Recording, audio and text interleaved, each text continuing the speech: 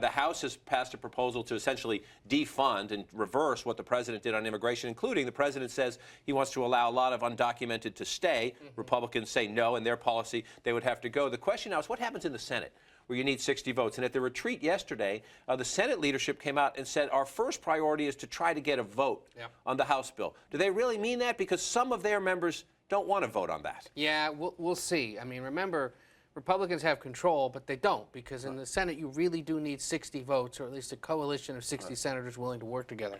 On immigration, there are not 60 votes to be had, because every Democrat that would be in play has said, I'm against that proposal out of the House. So the Senate Republicans are probably going to have to spend the next 2 weeks, while a debate is ongoing about Keystone, because remember, that's still going on, coming up with some kind of bill that can get 54 Republicans plus 6 Democrats. And in reality, there may be 3 or 4 Republicans who don't like the compromise that comes up. So really, you're going to need even more Democrats to get across that 60-vote threshold.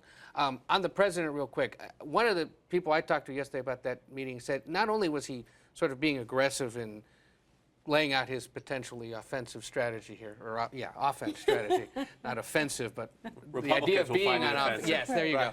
But that he's thinking much more now about his legacy, and that part of this being bold and taking executive action is cementing the last few bits of his legacy that he can deal with in the next 2 years. And I think as we look forward to that State of the Union address, we'll see both his legacy bids and how he wants to set up that 2016 race for Democrats in terms of the initiatives he proposes and how he frames them in that fight, for the middle class, Wall Street versus the middle class.